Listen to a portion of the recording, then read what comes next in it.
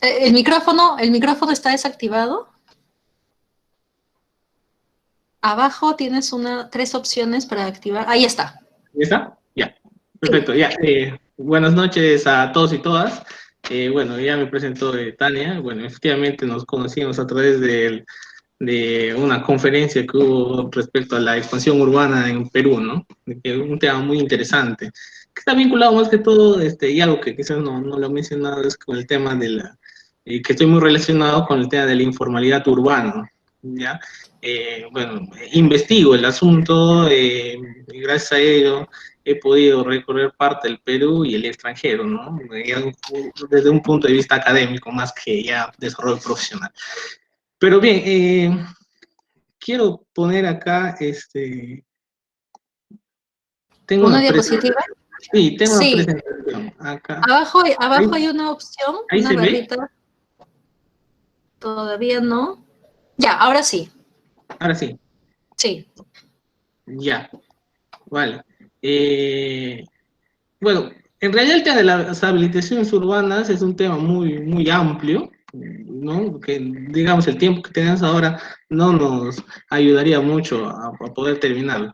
¿No? Pero vamos a tratar de hablarlo lo más resumido posible y a lo que les interese profundizar el asunto, bueno, está disponible mucha información e incluso podrían contarse conmigo si así lo desean, ¿no?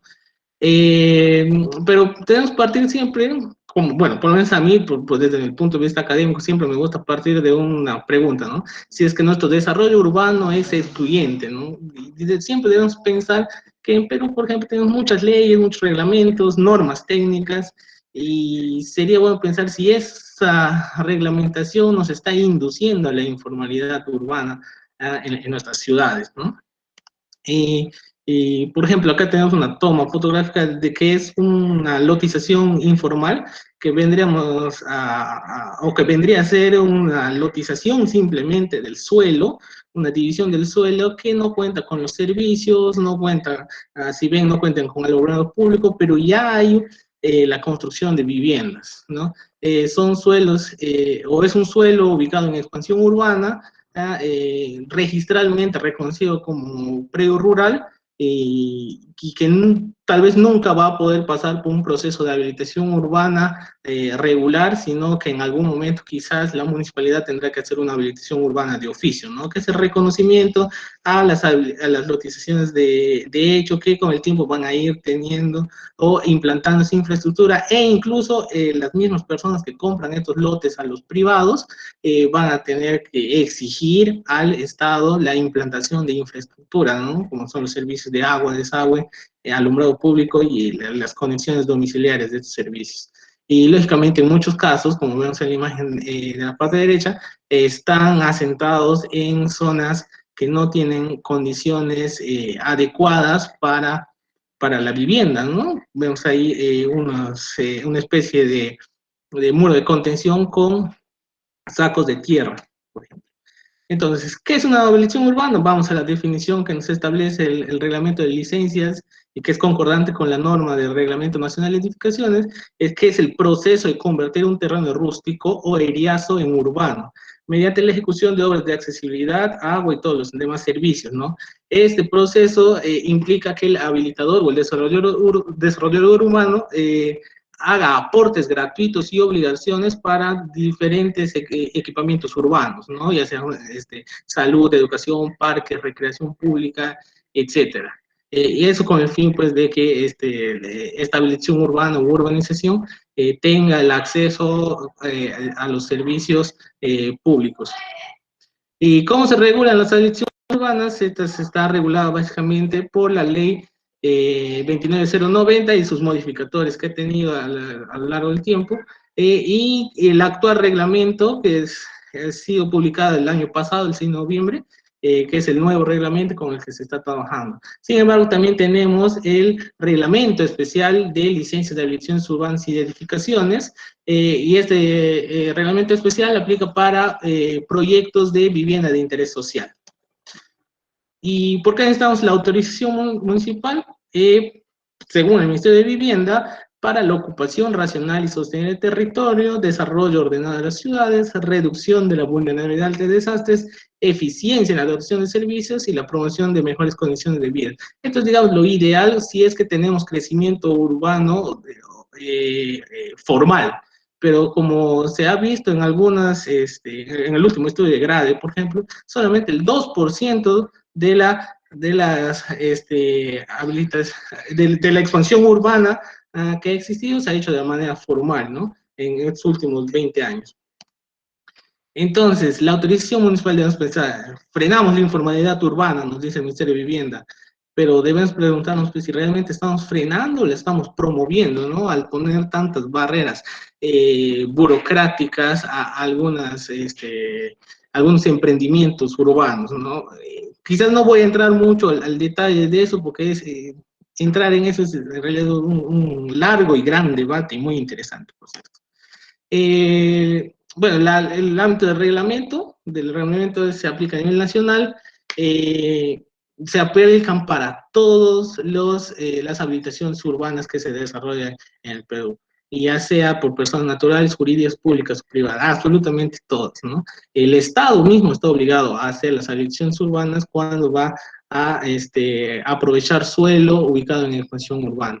Y bueno, los trámites están sujetos a silencio positivo administrativo, que quiere decir que las municipalidades, si se demoran en atender las solicitudes de los administrados, se aprueban automáticamente por el solo paso del tiempo que está establecido en el reglamento, ¿no? Esa especificación. Las licencias se otorgan de acuerdo a la documentación técnica que se aprueba, tiene un costo establecido en el texto único de procedimientos administrativos de cada municipalidad, tiene una vigencia de 3 meses, 36 meses por 12 meses, que pueden ser prorrogadas. Esto es en el caso de las habilitaciones urbanas, pero cuando se hacen habilitaciones urbanas por etapas, es una validez del proyecto integral de 10 años. Y cada etapa se sujeta así al periodo que les mencioné de 36 meses, es con prórroga de 12. Las licencias, o el efecto que tiene la licencia, es que otorgan derechos de construcción al terreno, no al propietario, es decir, que si yo tengo un terreno, saco la licencia y la quiero vender, la vendo con total normalidad y el siguiente propietario puede desarrollar con la misma licencia la habilitación urbana. Es por ello que la municipalidad, al emitir las resoluciones, no está reconociendo ningún derecho de propiedad, simplemente está reconociendo que sobre el terreno hay un derecho otorgado, que es el derecho a habilitar, en este caso, ¿no? Bueno, como les mencionaba, las licencias integrales tienen vigencia de 10 años. La inscripción registral de la licencia, estas pueden inscribir para publicitar el derecho adquirido, porque muchas veces hay desarrolladores que compran los terrenos, elaboran el proyecto y lo venden de esa manera, porque ya han simplificado un gran trámite que para muchos desarrolladores inmobiliarios es un cuello de botella, ¿no? Entonces, no sé si alguna vez habrán visto la promoción de ventas de terrenos, incluso en las mismas ciudades, que dicen, no, vendo terreno con proyecto de habilitación urbana, vendo terreno con proyecto de edificación de oficinas y similares, ¿no? Bueno, solo el mismo hecho de presentar la licencia en registros tiene mérito de inscripción. Las licencias también pueden ser revalidadas, ¿no? Por el mismo plazo otorgado, que son de 3 años. ¿Y qué sigue después de la licencia? Una vez que nosotros hemos obtenido la licencia, para poder empezar las obras, se presenta el anexo H. El anexo H es un documento en el que se establece el cronograma de visitas por parte del inspector municipal de obra para que haga la supervisión de la ejecución adecuada de las obras. La municipalidad, en este caso, solamente supervisa el aspecto del diseño urbano y los pavimentos. Lo que se refiere a servicios de agua, desagüe, y lo que se refiere a servicios de electricidad o gas, también podría ser, o cualquier otro tipo de servicio, lo supervisan las entidades prestadoras de servicios, ¿no? Bueno, para que un proyecto de habilitación urbana se adecue a la normativa urbanística, el propietario debe solicitar un certificado de zonificación, ¿no? Estos también están orientados al predio y cualquier persona puede solicitar el certificado de zonificación de cualquier terreno. Ya, ¿eso qué quiere decir? Que yo, por ejemplo, que vivo en San Martín, puedo solicitar el certificado de zonificación de un predio que está ubicado, no sé, en Lurín, y no hay ningún problema, no me van a cuestionar por qué es que está solicitando. Incluso, lo que ya se está acostumbrando mucho es que las municipalidades ya tienen sus portales de datos abiertos en el cual ya en mapas podemos ubicar e identificar la zonificación de nuestros terrenos, así como los parámetros urbanísticos, ¿no? Y que es una práctica que a nivel mundial viene implementándose, ¿no? En Perú, lógicamente, es mucho más lento porque la mayoría de entidades públicas, en este caso las municipalidades, no tienen una costumbre de ser muy transparentes, que digamos, ¿no? Bueno, yendo al punto referente a la municipalidad, ¿no? El reglamento y la ley restringe mucho el aspecto de la municipalidad. ¿En qué aspecto? Que no puede exigir más de lo que la ley y el reglamento indica, o porque puede ser denunciado ante Indecopi por interposición de barreras burocráticas. Fiscaliza el uso de los aportes normativos, es decir, si tenemos un aporte que ha sido para áreas verdes, esa no puede ser destinada a otro uso, salvo que la misma municipalidad, mediante un proceso administrativo, haga el cambio de uso, o en todo caso la Superintendencia Nacional de Bienes Estatales, ¿no? Y también está obligada a publicar determinadas documentaciones y verificar el cumplimiento de la normatividad. Tiene que cumplir el Reglamento Nacional de Edificaciones y de distintas normas, ¿no? Y también tiene que requerir, y esto es muy importante, el inicio del procedimiento de recepción de obras, en el caso de las habilitaciones urbanas. ¿Por qué? Porque la recepción de obras, cuando se realice ese trámite administrativo, recién allí el desarrollador urbano puede inscribir la independización de la lotización. O sea, cada lote ya tiene una partida registral para que pueda transferirlo a las personas que le están adquiriendo. Bueno, el funcionario municipal tiene también una sanción en el caso que omita sus funciones, ¿no? Que está tipificado en el artículo 314 del Código Penal, tiene una prisión no menor de 3 y mayores a 6 años en el caso que no haya considerado las normas técnicas y legales correspondientes. Las formalidades de un expediente de habilitación urbana son la firma del profesional y del propietario. Los membretes que tienen que tener un contenido mínimo de información, que es la que se detalla allí, y también debe tener una determinada nomenclatura, los planos, ¿no? En el cual se especifica qué tipo qué tipo de planos son, pero estos son para el trámite municipal, porque lógicamente para lo que viene a ser los expedientes de agua y desagüe y electricidad, también hay otra nomenclatura que está especificada en el Reglamento Nacional de Edificaciones. Las comisiones técnicas, que son las encargadas de revisar los expedientes que son, o las solicitudes de licencia de habilitación urbana, modalidad C y D, son órganos colegiados que están integrados por un representante del Colegio de Arquitectos, Colegio de Ingenieros, de las entidades prestadoras de servicios, para que puedan emitir dictámenes que son vinculantes para el otorgamiento de licencias, ¿no? La licencia de habilitación urbana tiene dos etapas, como les he mencionado. Uno es la aprobación del proyecto y la otra es la recepción de obras. Se rige por una norma que está establecida, la GH 020 del Reglamento Nacional de Edificaciones. Bueno, una característica es que en las habilitaciones urbanas industriales el aporte puede ser fuera del lote del terreno, pero dentro del mismo distrito en el cual se está haciendo la habilitación urbana. Y si no quieres ese aporte, haces la redención a valor arancelario por metro cuadrado. Es Este punto también es muy cuestionable porque la municipalidad recibe al valor arancelario, pero el valor arancelario muchas veces no está actualizado. A nivel internacional, la costumbre es actualizar los valores cada 5 años. Sin embargo, en Perú se ajusta, en el mejor de los casos, cada 2, 3 años, pero sin hacer visitas técnicas y simplemente multiplicándolo por un factor que mide básicamente la inflación del país, ¿no?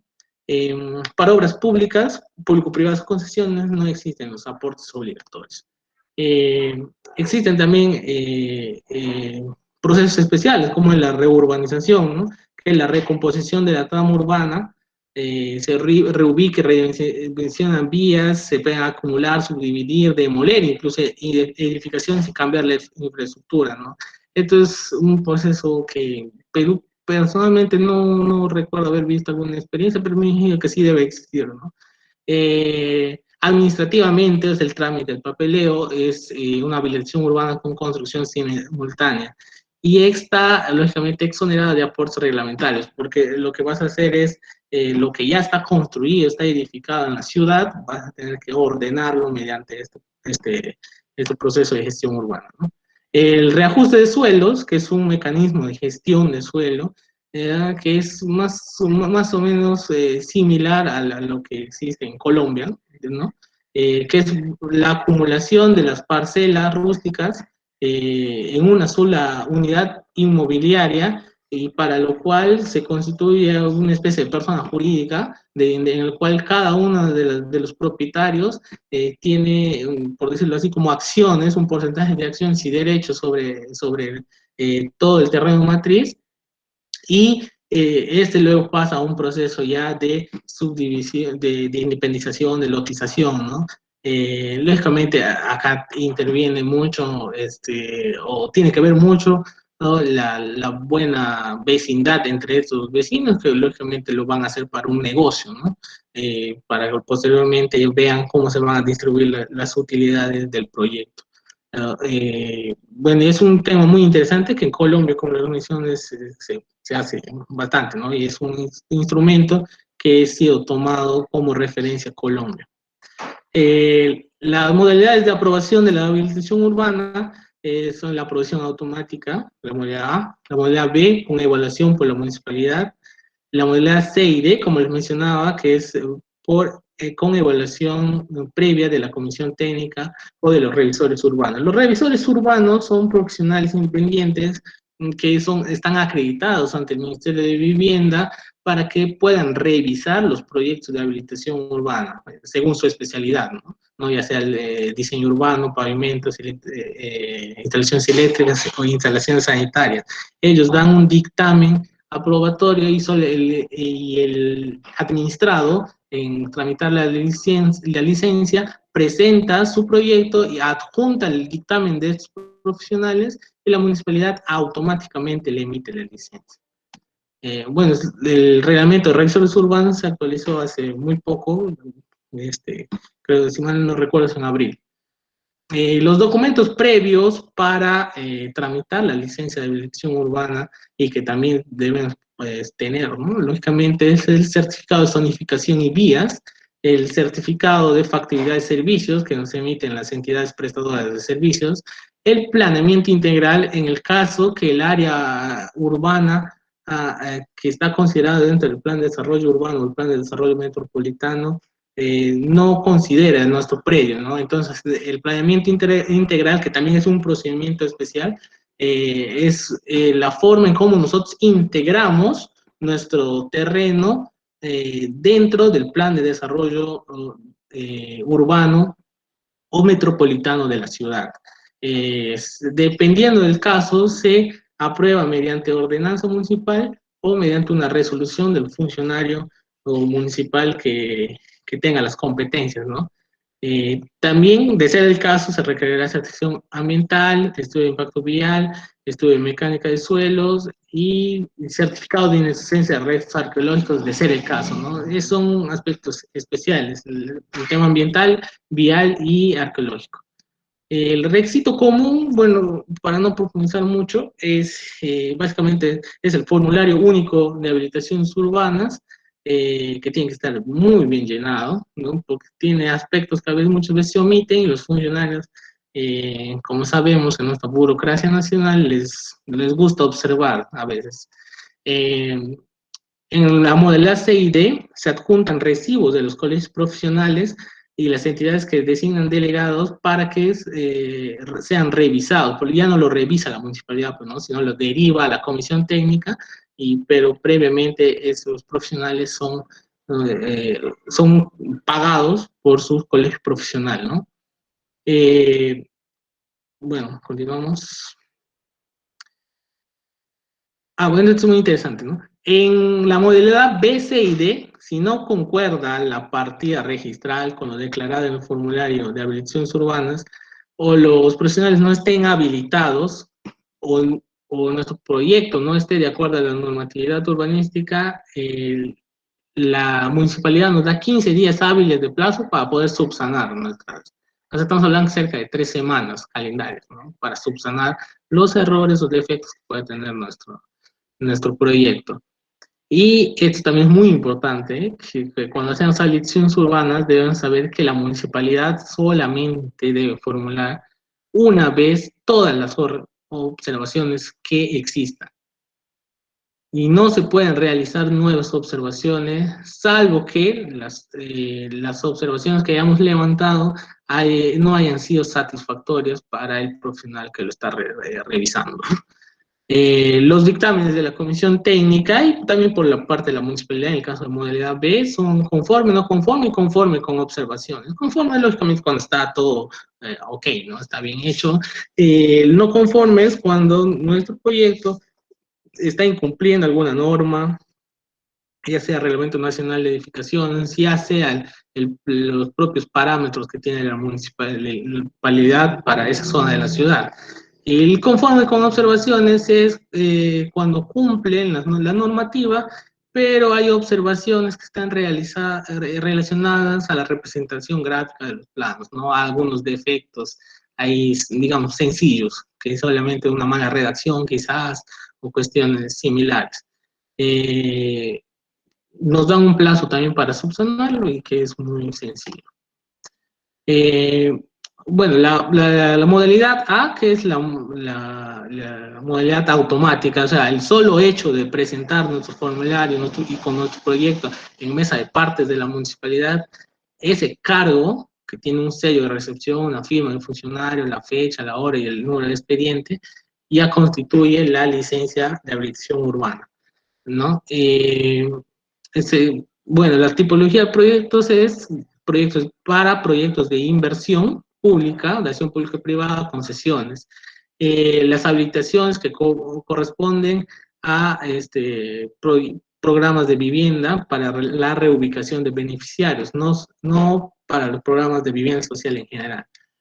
Los requisitos son los que ya le habíamos mencionado hace un rato, pero acá detallamos un poco el tema de los planos, ¿no?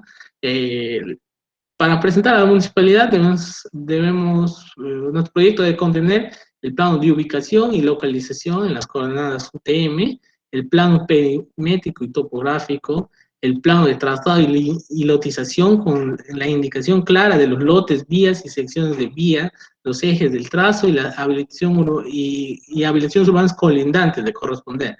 Las curvas de nivel deben estar cada 1 metro.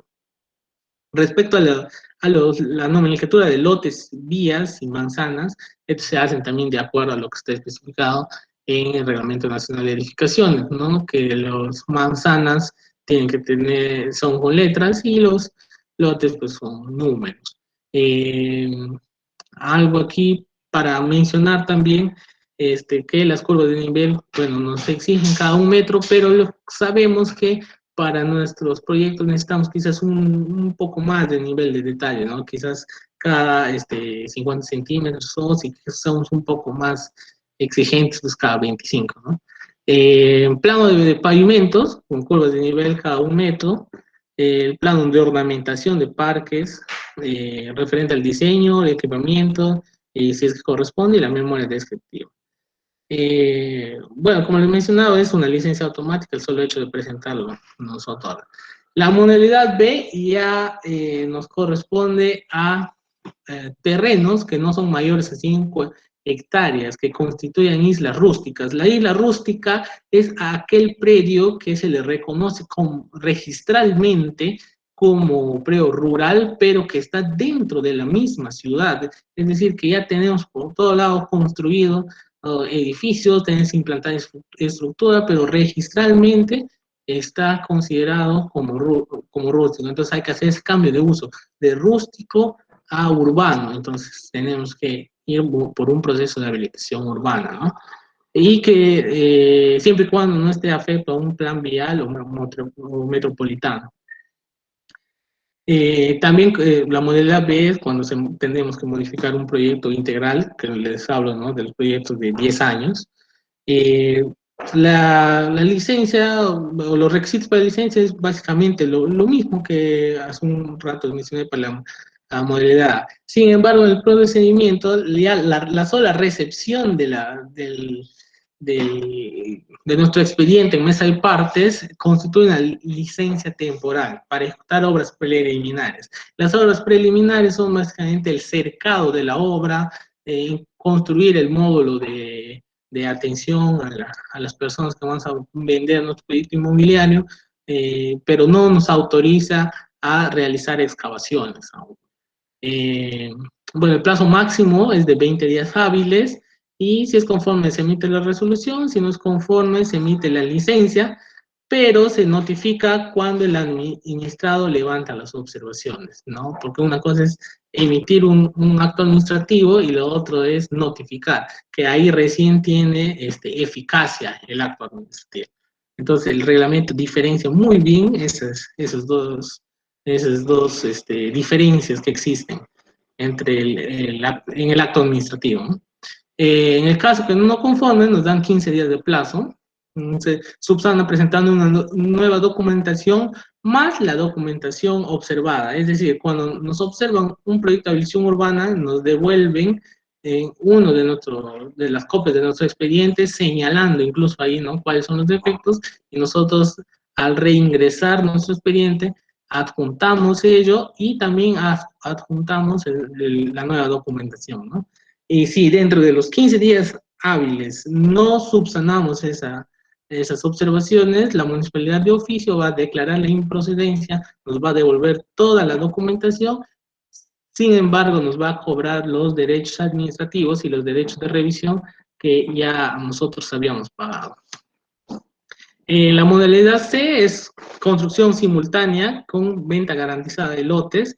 Es un procedimiento de la construcción simultánea que nos permite preindependizar nuestra habilitación urbana. Esto es muy útil cuando los desarrolladores inmobiliarios construyen al mismo tiempo, o mejor dicho, a la misma velocidad que van habilitando.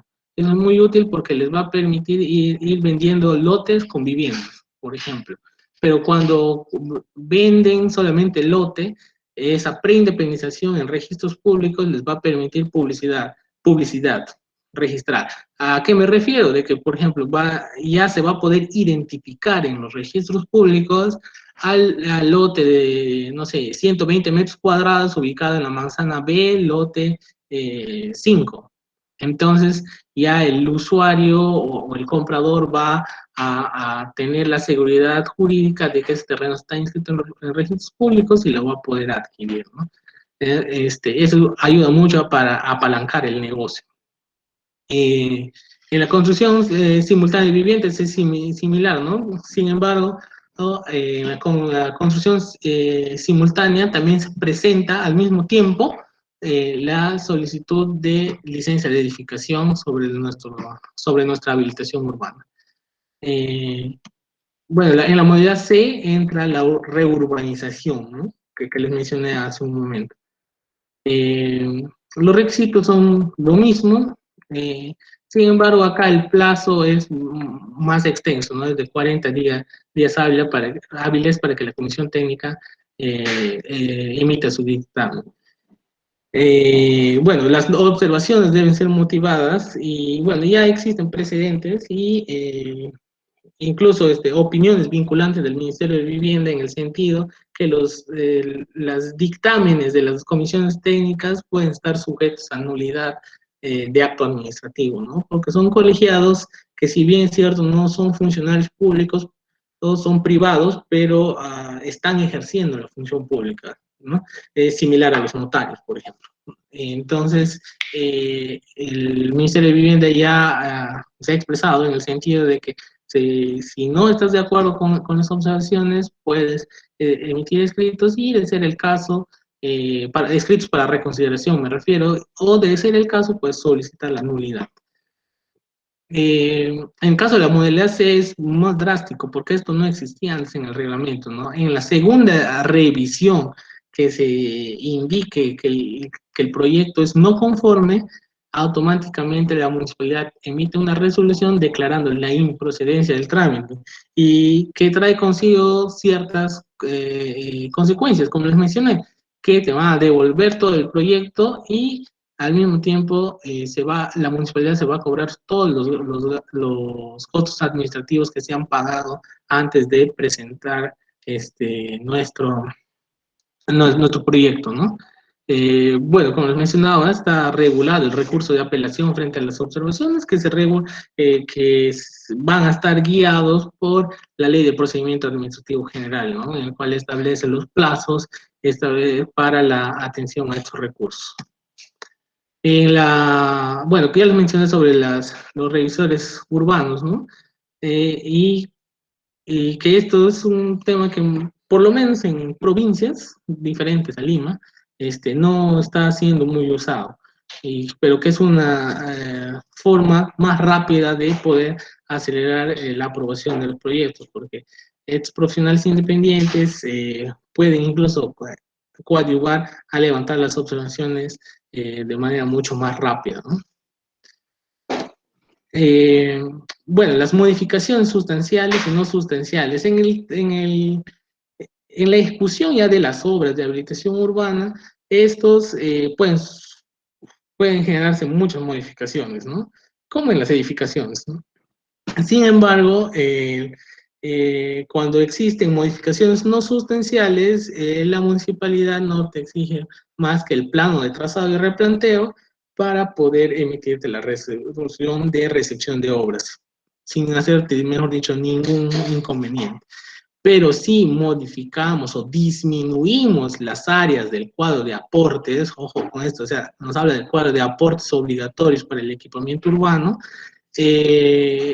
ahí sí tenemos que presentar un nuevo proyecto sobre la modificación, y esta modificación debe seguir cumpliendo con los parámetros exigidos en el Reglamento Nacional de Edificaciones y por la normativa especial de la municipalidad, ¿no? Bueno, también tenemos los procedimientos especiales de habilitación urbana.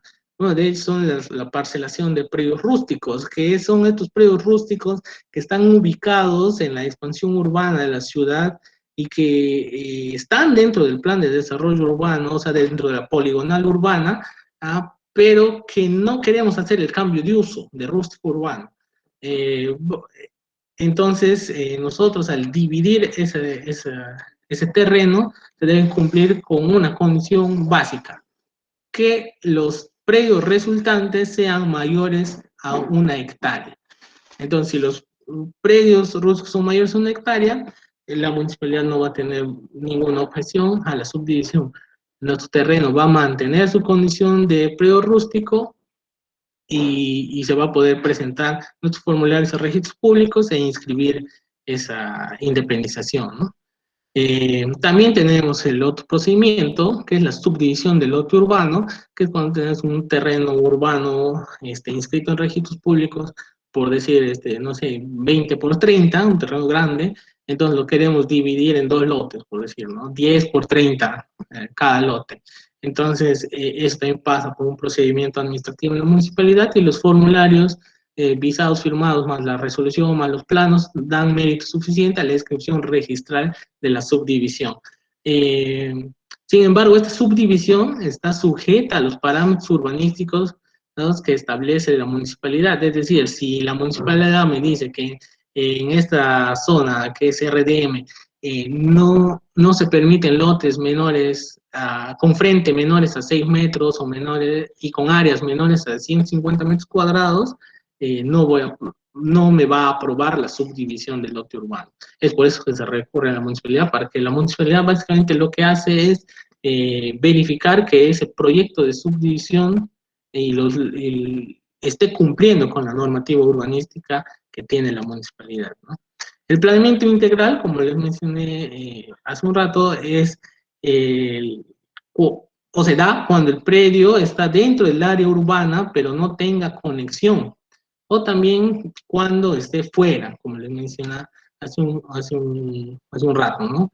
Esto es aprobado por ordenanza, o también está por ordenanza municipal, o también puede ser aprobado mediante una resolución. Depende del caso que se dé y que esté especificado en el reglamento, ¿no?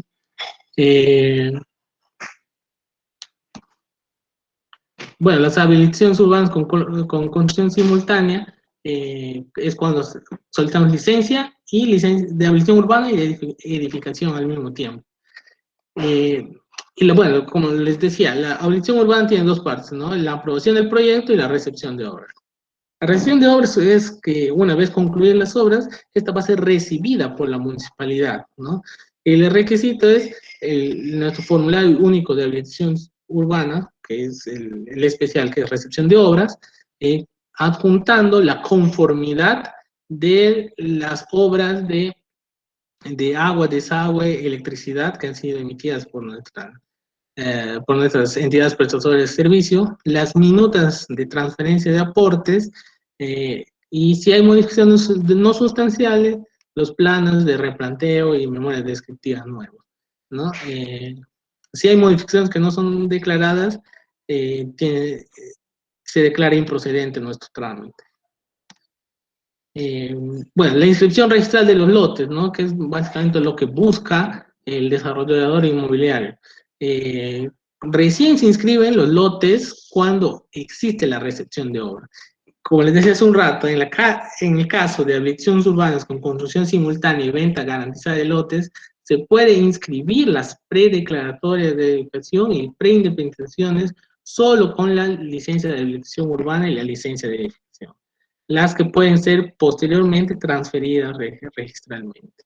Pero existe también otro proceso especial, que es la regularización, porque todo lo que hemos hablado son habilitaciones urbanas nuevas, pero existe también el procedimiento de regularización de habilitaciones urbanas, que quiere decir las que el desarrollador ha efectuado, pero sin un trámite previo ante la municipalidad correspondiente. Estas solamente se admiten las que han sido ejecutadas hasta el 17 de septiembre del 2018 sin licencia y que deben cumplir con la normatividad urbana. Básicamente son los mismos requisitos o similares, pero con la diferencia que no presentamos un expediente de pavimentos. Nos aplica una multa del 10% del valor de la obra a regularizar, que en realidad es un montón de dinero. No conviene acogerse mucho a esta regularización, sino pensar bien e iniciar una habilitación urbana nueva de manera formal, ¿no? La habilitación urbana de oficio, que es también un tema muy interesante, porque es un trámite especial que lo ejecutan las municipalidades, y aunque se llame de oficio, también puede ser solicitada por las personas que han sido o que se verían afectadas o beneficiadas, en este caso, por la habilitación urbana de oficio, que se da básicamente en lotes en el cual está considerado como predio rural, pero que ya tiene todos los servicios de agua, desagüe, incluso muchas veces aportes, como losas deportivas, no sé, un ambiente, un lote para educación, muchas veces incluso ya funciona en instituciones educativas, pero que no está regularizado a la situación registral de sus terrenos, ¿no? Entonces, ahí es donde se aplica la habilitación urbana de oficio. Bueno, los requisitos son las que se señalan acá, ¿no? Y bueno, como les mencionaba, nosotros tenemos una empresa que se llama JJ Ingeniería e Inversiones SAC, en el cual prestamos estos servicios para muchas inmobiliarias en el departamento de San Martín, ¿no? Los servicios que prestamos, que están un poco más relacionados con ustedes, más que con mi rama, que es la ingeniería civil, es la revisión de títulos, ¿no? Por ejemplo, ahí tenemos un plano elaborado por el Proyecto Especial de Titulación de Tierras, el PET, en los años 80 y corregidas en los años 90, 96, por esos fechas más o menos. Entonces, ahí lo que nosotros hacemos es el estudio, ¿no?, de esos títulos para llevar al campo el trazado según el título de propiedad, ¿no? Que muchas veces difiere de lo que sucede en la realidad, pero permite al propietario tener justamente el conocimiento de cuál es el terreno disponible registralmente para que pueda hacer su proyecto de habilitación urbana. Entonces, un predio que se denomina El Naranjal está colindante a la laguna de Ricuricocha, en Tarapoto, en la condición urbana de Tarapoto, y si se fijan en la imagen satelital en la parte superior derecha, tenemos ahí una lotización, que es una lotización informal, ¿ya? Que es un predio rústico que ha sido dividido y que han ido vendiendo los lotes a aproximadamente 5.000 soles, lotes de 200 metros cuadrados, pero que no cuentan con ningún tipo de servicio, ¿no? Entonces, ya en pasar, no sé, en 10, 15 años, recién van a tener servicios, pero ya tienen acceso a suelo, bueno, es una forma muy deficiente y mala de hacer crecer nuestras ciudades, ¿no? Dentro de la revisión de títulos están, por ejemplo, los certificados de búsqueda catastrales, que es un servicio que se realiza tomando o haciendo un plano de ubicación, un plano perimétrico con su correspondiente memoria descriptiva de este polígono, en el cual describimos pues, sus características físicas, bueno, poner pues las coordenadas UTM, describimos qué colindantes tenemos por todos los lados y lo presentamos a registros públicos. Cuesta aproximadamente 65 soles, si mal no recuerdo, y registros públicos en 15 días aproximadamente nos emite este certificado en el cual nos indica que hay una conformidad entre la información que presentamos y la que describimos. ¿Y para qué nos sirve? Es para saber si este terreno se está superponiendo sobre otros terrenos que ya tienen inscripción registral. Lo ideal es que no lo tengan, pero hay muchos casos que sí lo tienen y habría que ver ahí cómo es que vamos a sanear nuestros terrenos, ¿no? Para poder tener toda la integridad del terreno que estamos ocupando, o sea, coincidir la realidad física con la realidad registral. Bueno, los levantamientos topográficos, como he mencionado, que es muy importante ya para el diseño urbano como para el diseño de pavimentos, los replanteos de lotes de habilitaciones urbanas, es una habilitación urbana en Moyobamba, no, es en Juanjuy, en el cual hemos replanteado todos los lotes para que posteriormente haya la instalación de sus servicios, ¿no? Esta es una habilitación urbana ya que está trazada y que venían terminando los trabajos de pavimentación, si mal no recuerdo. Bueno, la instalación de servicios, esta es una habilitación urbana en Moyobamba, atrás vemos el morro de Calzada, un morro muy conocido por acá, en el cual nosotros hemos trabajado desde el diseño urbano y también el replanteo y la instalación de algunos servicios, ¿no? Ahí vemos que, por ejemplo, están instalando, bueno, están construyendo las veredas, pero ya tenemos también los postes de luz para el alumbrado público también instalados, las cajas de agua y de desagüe, etcétera. Bueno, eso sería por ahora lo que podría mencionar. Muchas gracias, Jai. Muy interesante. Yo tengo varias preguntas. No sé si antes algún estudiante quisiera hacer algún comentario. Preguntas, dudas, de repente algo que no haya quedado claro. Sí, buenas noches. A ver, sí, Marisol, sí. Marisol, dale. Sí, disculpen. Justamente, bueno, me parece interesante y agradecer por explicarnos. Yo quería preguntar más sobre el 2% que mencionó al principio de está incentivando estas políticas, normas a la informalidad o a recurrir a estos espacios de manera ilegal, por decirlo así, o informal. ¿Usted qué opina al respecto o qué conclusión ha llegado? O también si es como un ciclo vicioso, que como decía un autor que estábamos viendo, que incentiva y motiva la informalidad, la formalidad motiva la informal y se vuelve una especie de permanencia en el tiempo de esa formación.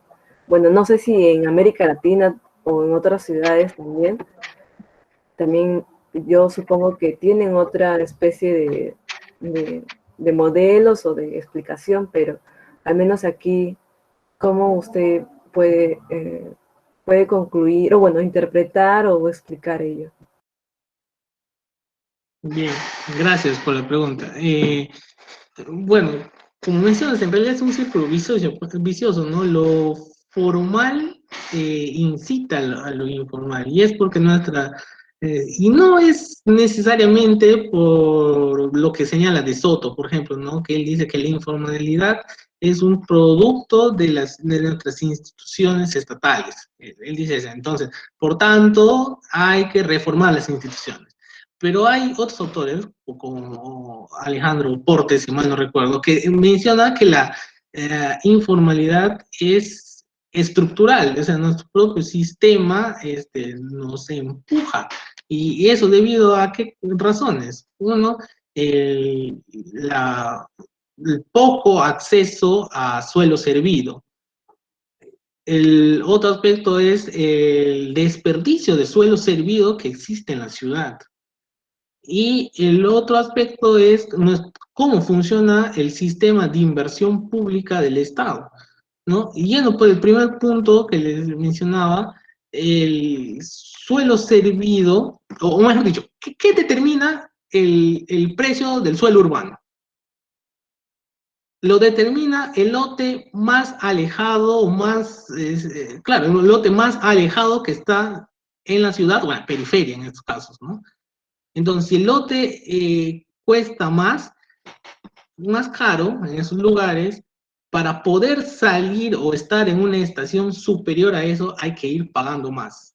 Entonces, hay una relación entre distancia del centro a la periferia que nos va a venir afectando los precios del suelo. Entonces, uno a veces dice, no, el precio del suelo está muy caro porque me han implantado infraestructura actualmente, recuperación de plusvalías, por ejemplo, ¿no? Que se podrían aplicar, pero no necesariamente eso lo explica. Muchas veces es porque como se sigue expandiendo la ciudad, el suelo sigue encareciéndose por ese motivo, y ahí volvemos al círculo vicioso. Entonces, ¿cómo podemos dar acceso a las personas generalmente pobres a ese suelo, a un suelo servido? Porque si en ese lugar, en la periferia, no tienen agua, no tienen luz, no tienen ningún tipo de servicios, pero no sé, un kilómetro más cerca al centro ya existe agua, entonces sube el precio. O más cerca, más cerca al centro ya tienen alumbrado público, entonces sube el precio del suelo.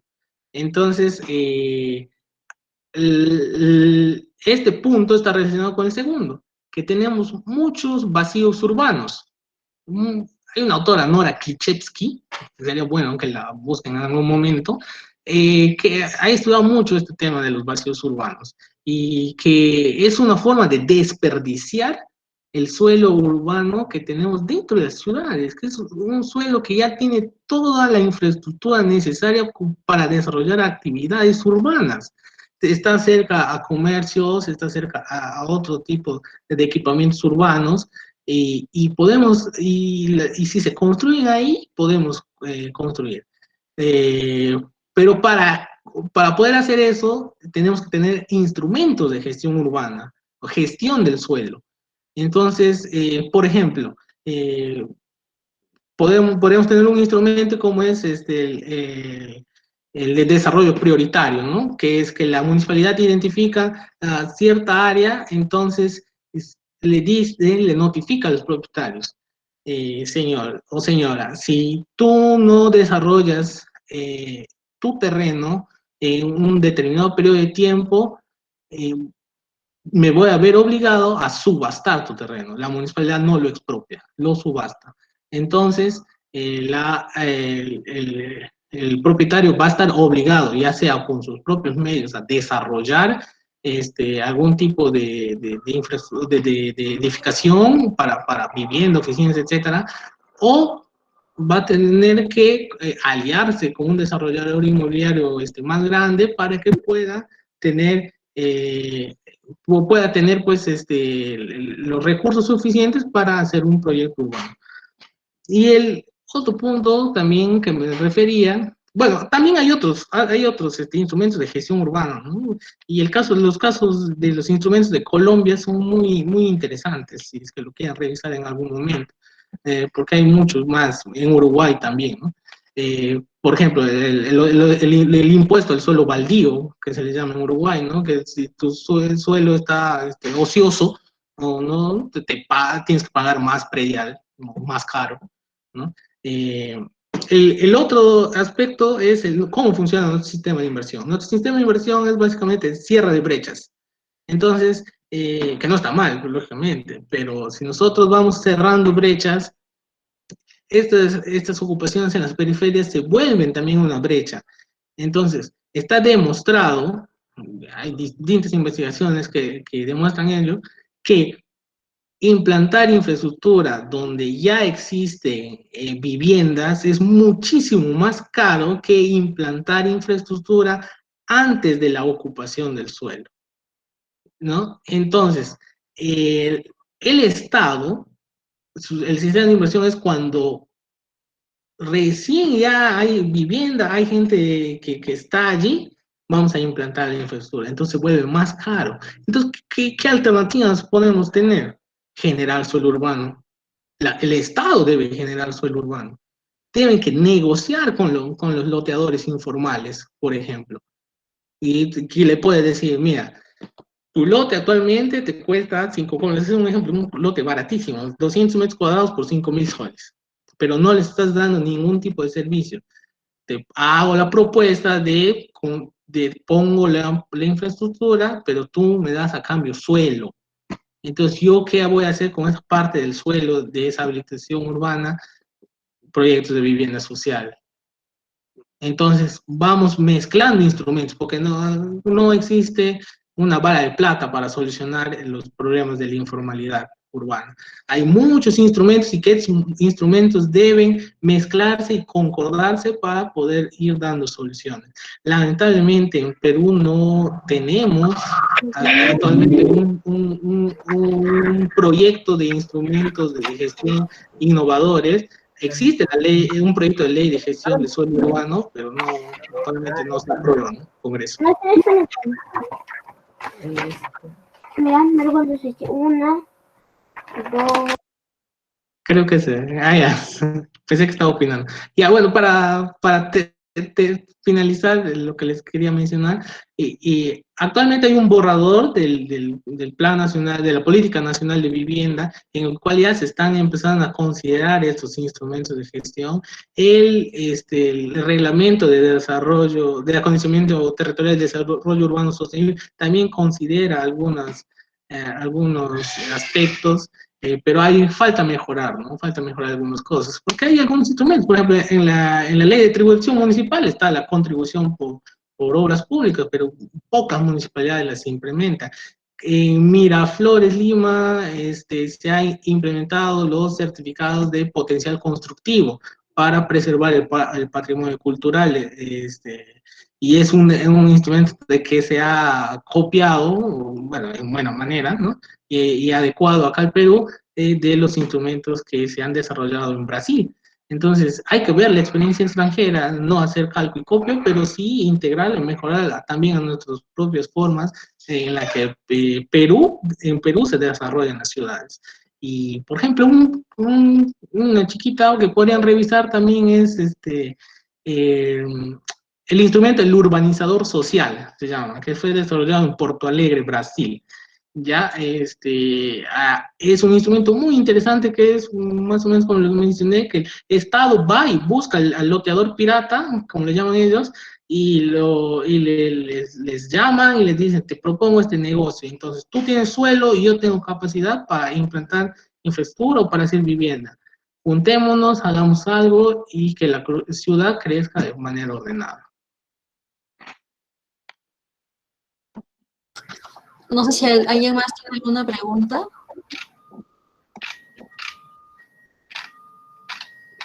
Si no, yo pregunto. ¿Alguien más?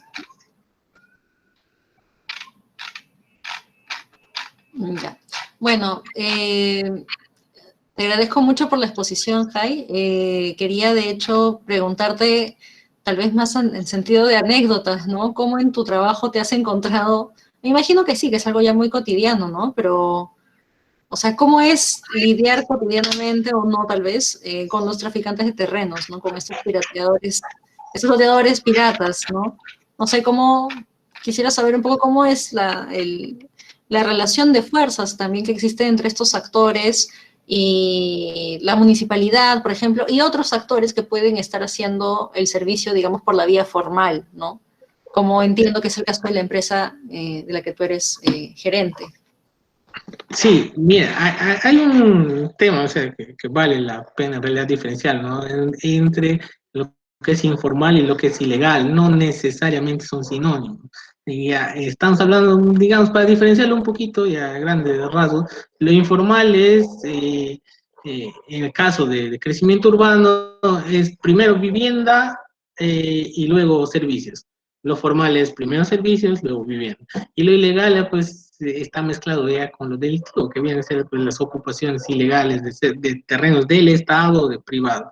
Y yo he sido subgerente de planeamiento territorial el año pasado, y, o sea, en una gestión nueva, una gestión municipal nueva que entraba, y a ver, en fines de enero, o sea, la gestión municipal estrenándose, hubo la ¿En San invasión en San Perdón, Martín. disculpa. Okay. Sí, San Martín. Y hubo una invasión de un terreno municipal, un terreno que estaba considerado como área de riesgo dentro del plan de desarrollo urbano. Entonces, y en una ciudad tan pequeña, de 15.000 habitantes, hacer ese juego de poderes, como mencionas, es muy complicado, porque si hablamos de una ciudad de ya 500.000 habitantes, eran como 300 personas más o menos. Pelearte con 300 personas no significa nada en realidad, ¿no? Pero en una ciudad pequeña de 15.000 habitantes, pelearte con 300 personas, es 300 personas que tienen familia y etcétera, estamos hablando que estás peleando casi un buen porcentaje de la ciudad. Entonces, ahí sí se tuvo que, lamentablemente, implementar lo que la ley manda, ¿no? Y se tuvo que desalojar de manera forzosa, pero oportuna, y dándoles el plazo suficiente para que se retiren y evitar, pues, la conflictividad, ¿no? Fueron detenidas, creo que 3 personas, y estas fueron en prisión, ¿no? Es algo que lógicamente no esperamos, es algo que no quisiéramos que nuevamente suceda, y es un problema. El acceso a la vivienda, al suelo, es un problema en todos lados, en todos lados. Entonces, se da pues este choque, como mencionas, este choque de poderes, ¿no? Ahora, en los loteadores informales que hay en San Martín hay un montón, y como en todos lados, ¿no? Pero por acá el tema es que las municipalidades se ven restringidas, se han visto muy restringidas en el aspecto del control, el control urbano, porque estas habilitaciones informales lo que hacen es que compran los terrenos, 3, 4, 5 hectáreas, 20 hectáreas, y la lotizan con calles regulares, terrenos regulares, con dimensiones regulares, incluso dejan sus áreas para parques, sus áreas para servicios, o sea, más o menos se guían por la normativa, pero empiezan a vender los terrenos sin servicios e inscritos en registros públicos. En diciembre del año pasado, el Tribunal Registral de los Registros Públicos ha emitido un precedente de observancia obligatoria en el cual obliga a los registradores públicos de todo el país que no deben inscribir parcelaciones rústicas que tengan con lotes resultantes menores a 1 hectárea, aplicando de manera extensiva lo que dice el Reglamento Nacional de Edificaciones. Entonces, de esa manera, por lo menos al nivel registral, ha venido a ser un PARE, ¿no? Pero ha venido a ser un PARE, un organismo que en teoría se encarga simplemente de registrar si tú cumples con determinados requisitos. Registros públicos, como les mencioné en la exposición, no hace una calificación administrativa de los documentos que se presentan. Sin embargo, este precedente, que es un poco medio leguleyo, como podríamos decir, sirve para poder poner pare a estas ocupaciones o estas habilitaciones informales, dado que va a restringir la forma como se va a transferir los derechos de propiedad. Y si no hay una garantía jurídica del derecho de propiedad que se está adquiriendo, el comprador duda un poco, y no digo un poco, mucho, duda al momento de querer comprar un terreno. Pero lo curioso, como le menciono, que es que ha sido los registros públicos y no el ente rector que viene a ser vivienda, y vivienda en realidad sobre ese aspecto hasta ahora no se ha pronunciado. Y el que se ha pronunciado en marzo de este año ha sido el Ministerio de Agricultura, precisando que los documentos o la información catastral o los trámites referidos a temas catastrales rurales van a tener que ser más estrictos. ¿En qué sentido?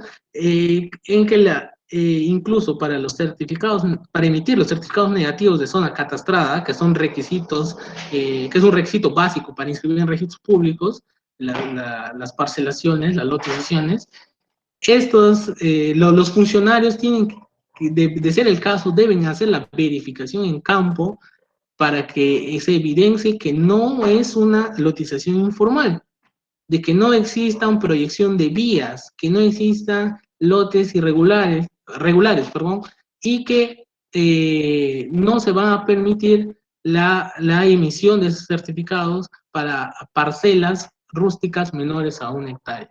Eso también restringe la forma en la que se va a hacer estas lotizaciones, que digamos no ha reventado todavía por el tema de la cuarentena, ¿no? Porque estamos hablando de recién 3 meses del año, viene la cuarentena y ya en este julio seguro se va a ver el problema, porque hay casos de muchas habilitaciones informales en que la transferencia del derecho de propiedad se ha hecho con documentos relativamente simples o con contratos legalizados, pero que no han sido inscritos en los registros públicos. Entonces va a haber una complicación, pero que han salido 2 entidades, una que depende de justicia, que es registros públicos, y el Ministerio de Agricultura, a poner un poco el pare a estas ocupaciones. Y el Ministerio de Vivienda, hasta ahora en realidad no se pronuncia. Y eso es, en realidad, es inaudito, ¿no? En tantos años. Totalmente, sí. Silencio sepulcral. Betsabe, ¿querías opinar también? Sí, profesora, buenas noches. Hi, soy Betsabe. Muchas gracias por tu exposición. Ha sido muy interesante. Justo con lo que acabas de mencionar en estos momentos, de que sí existen algunos trámites y algunas como que formas y normativas para tratar o evitar que se llegue a este mercado informal y todo lo demás, pero yo también sacaría como que una pregunta o una cuestión, ¿no? O sea, bien es cierto, hay normativas y leyes que tratan de regularizar ese acceso en las zonas periféricas, pero también me pregunto, ¿quién es el que puede lograr poner un costo, vamos a ver, no sé, un costo promedio al acceso a vivienda de calidad o a un alquiler de calidad? O sea, por una parte, porque yo también cuando he conversado con, igual, bueno, familiares, o uno que otro vecino por ahí que algunos practican invasión o igual están buscando sus terrenos, que igual te dicen, no, es que es demasiada traba. Y cuando quieres acceder a algo, o sea, algo más formal, igual es muy costoso. Y por una o por la otra vía, es como que, ¿en qué me quedo? Y también pensar en eso, o sea, ¿y quién regula el mercado inmobiliario realmente? ¿Quién le pone un stop a estas empresas inmobiliarias? Incluso porque también yo revisando la normativa en algún momento de cómo se subastan algunos terrenos, es como que lo hacen a puerta cerrada y con inmobiliarias adentro, es como que en cuanto ellos sí acceden a un suelo que está depreciándose. Entonces como que ahí también hay varias cosas, no sé si preguntarse o repreguntarse y decir, tanto el mercado formal o informal, para quién sigue siendo más justo o quién termina ganando bueno, en estos casos. Bueno, nada más eso como, como comentario, gracias. Sí, bueno, en realidad es regular el precio del suelo, bueno, con la condición política que tenemos es imposible, ¿no? Sin embargo, sí existen instrumentos que nos permiten regular el suelo urbano. Y uno de ellos, y tomando, por ejemplo, a Martin Smolka, lo pueden buscar también, escribe mucho referente al tema de impuesto predial. Él habla que el impuesto predial es una de las mejores vacunas para regular el precio del suelo. Y él hace muchos ejemplos, ¿no? Bueno, hay una gráfica, yo fui a un curso con él, ¿no? Y entonces él ahí explicaba cómo es que el, el precio que nosotros pagamos o el costo que nosotros pagamos por el suelo se ve disminuido ante el mayor imposición del impuesto predial. Y aunque podría parecer medio ilógico, y en realidad en economía urbana no es tan intuitivo como la economía normal, ¿no? Porque los precios son inelásticos. Entonces, y es un ejemplo como, por ejemplo, en Estados Unidos, cuando uno ve un cartel de venta de una propiedad, abajo, por lo general, en el 99% de las veces, se incluye cuánto es que se paga anualmente de impuesto predial. Entonces, eso afecta la dinámica inmobiliaria. Entonces, como señalamos hace un momento, ¿qué es lo que nos determina el precio del suelo urbano? Es el precio del suelo en la peor ubicación. Entonces, si nosotros vamos nivelando poco a poco, uno con el impuesto y el otro por el mismo tema que no puede venderse muy bien, vamos nivelando, vamos creando no quizás el equilibrio perfecto, pero vamos reduciendo el valor del suelo. Porque el valor del suelo es básicamente especulación, es plusvalía que los propietarios no pagan por la infraestructura pública que se ha implantado. En realidad es un enriquecimiento sin justa causa, como se le puede denominar, ¿no? Y bajo este concepto del enriquecimiento sin justa causa, es que en muchos países, principalmente en Brasil y Colombia, se han implementado instrumentos que permitan hacer esa regulación del suelo urbano. Ahora, también el otro aspecto que se debe tener en cuenta es que, si bien es cierto, ahorita yo puedo comprarme un terreno amplio, como decía, 200 metros cuadrados a 5.000 soles, que es muy barato, pero voy a estar pagando los costos de transporte todos los días. Voy a estar pagando el costo de traer agua todos los días. Voy a tener que pagar el costo incluso hasta de robar electricidad, de instalar la electricidad de manera ilegal. Y si se hace pues la sumatoria por el plazo del tiempo, nos damos cuenta de que efectivamente el, el costo total que se ha venido pagando en esta ocupación informal es casi igual, y en muchos casos es mucho más que de haber adquirido un suelo formal. Entonces, el tema es el acceso. Entonces, ¿cómo podemos acceder? Tenemos que tener pues también programas de vivienda social, acceso al suelo y también pues de créditos, ¿no? Acá en Perú no tenemos programas de acceso a crediticio, digamos, masivo. está restringido, o los mayores intereses son pagados pues por personas que tienen informalidad laboral, ¿no? Que no pueden demostrar sus ingresos de manera adecuada, o que tienen ingresos irregulares, ¿no? Eh, y, o sea, una cosa en realidad está muy vinculada con la otra.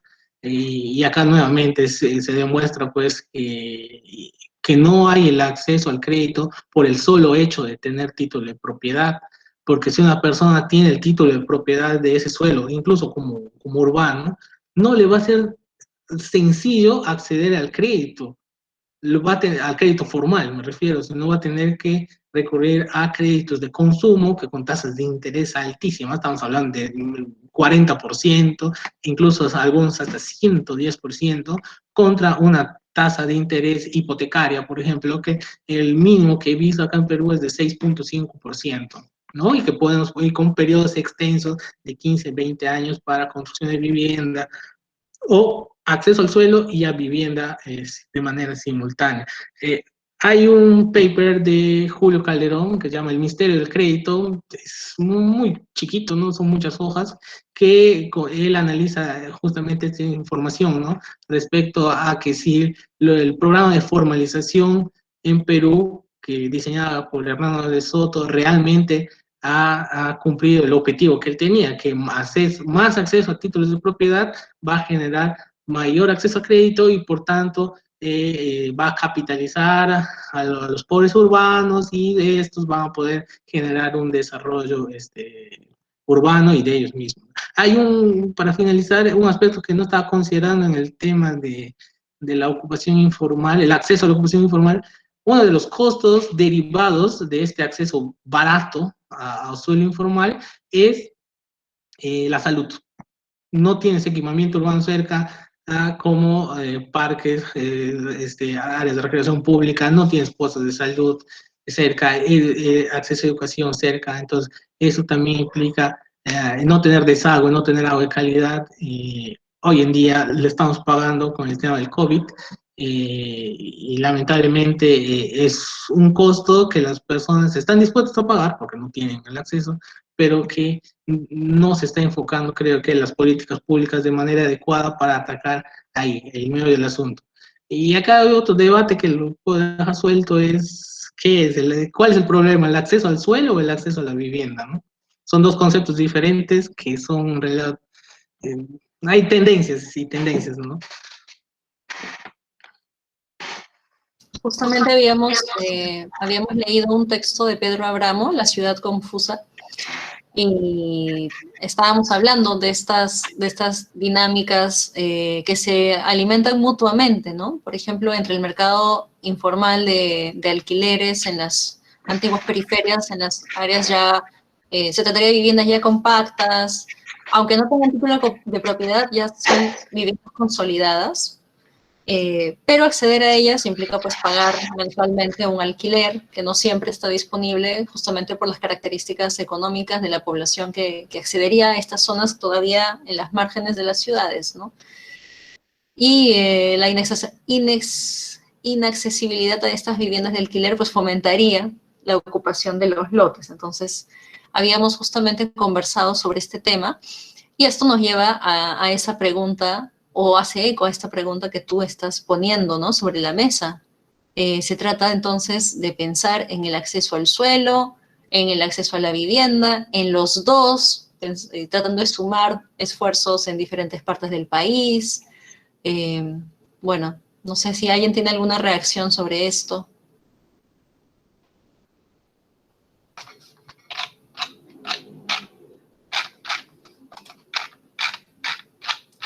Si no, ¿sí? ¿Alguien? Creo que Betsabe quiere hablar. Dale, Betsabe. Soy Erika, creo. Es que igual creo que vamos a este tema que ¿por qué queremos conseguir un espacio individual familiar, ¿no? ¿Por qué no aprender a compartir espacios también? Porque hay veces cuando igual creo que se tienen muchos estudios de sociólogos, tal vez ahí he leído alguno, cuando se le hace una encuesta, Dice, ¿por qué invades tú? Es porque, no sé, mi familia ya no me quiere porque soy madre soltera y me han votado con mi hijo, entonces yo voy y ocupo. Entonces, como que este tipo de cosas también a nivel social que suscitan, pues también nos lleva a querer buscar un espacio aparte donde te sientas seguro, no te sientas rechazado.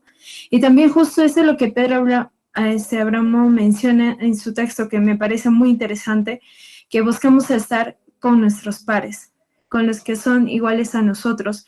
Entonces también como que acercarnos espacialmente con los que tenemos mayores, no sé, vínculos, relaciones, nos sentimos protegidos, nos sentimos cómodos, y a veces es hecho también de no entender cómo, o sea, las diferencias culturales que somos a nivel general, y más bien profundizar en ello, y toda esta propaganda que se suma a veces en discriminación y todo lo demás, como que también refuerzan esa misma forma de la ciudad, ¿no? Entonces, como que parece mentira, pero una cosa igual está encadenada con otra y siempre es más complejo.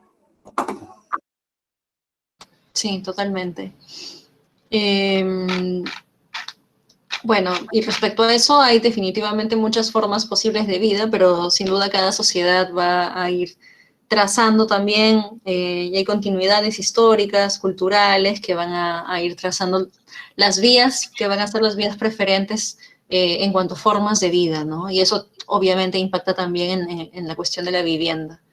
Cuando existen las posibilidades, ¿no? Si no, solamente estamos hablando de contingencia, que las personas sufren, sobre todo los más pobres. Bueno, quería agradecerte, Javi, por hacerte un tiempo y compartir con nosotros más de una hora de tu noche.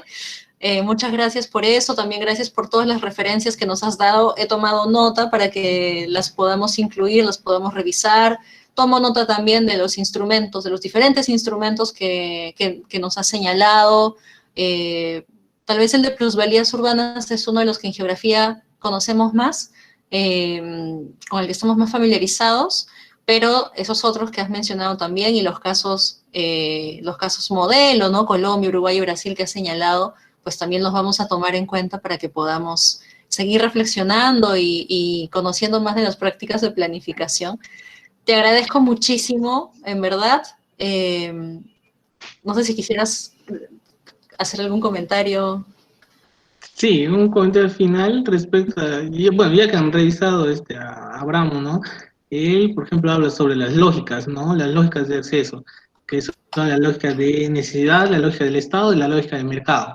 Entonces, en lo informal estamos hablando de la lógica de necesidad, como mencionado Betsabe, con la lógica de mercado. O sea, la necesidad, ¿quién necesita? El otro del mercado aprovechándose de que alguien me va a comprar, basta que sea suelo, me va a comprar. Estoy ubicada cerca del barranco, cerca del río, no tenga servicios, pero me va a comprar. Y ahí, ¿qué tiene que conjugar el otro? Pues, ¿no? La lógica del Estado para las subvenciones políticas de suelo en general.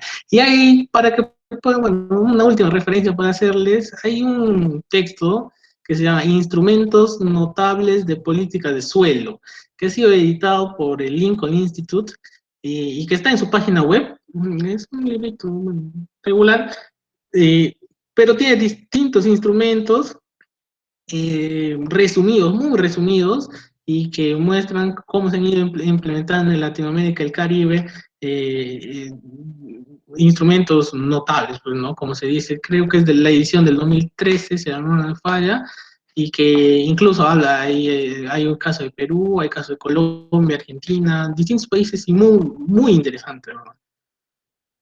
Y bueno, agradecer también, Tania, por, en realidad para mí no es un problema, porque es un tema que notarás, me emociona, me apasiona mucho, y que vengo estudiando hace mucho tiempo, el tema de la informalidad urbana, en que ya, bueno, muy pronto ya podamos tener algunas novedades sobre lo que venimos haciendo, ¿no? De hecho, espero que a partir de este conversatorio, de este intercambio, podamos mantener esta comunicación y mantenernos también al tanto de lo que estás haciendo tú, de lo que venimos haciendo también en geografía. Creo que es importante, porque siempre conversar con personas fuera de nuestros ámbitos de estudio o de práctica profesional siempre refresca. Entonces, Sí. sobre todo con todas las referencias que nos estás trayendo tú, creo que ha sido un pantallazo de muchas cosas y creo que para todos ha sido muy enriquecedor. Por ahí dicen sí en el chat. Entonces te agradezco muchísimo, Jai. Vamos a terminar ahí con todos, vamos a cerrar ahí, ya vamos a revisar los proyectos grupales la próxima semana. Cualquier consulta me escriben al correo. Entonces, bueno, nos quedamos hasta ahí. Muy buenas noches con todos y hasta la próxima semana. Chao. Buenas noches, gracias. Gracias, Buenas noches, chao. profesora.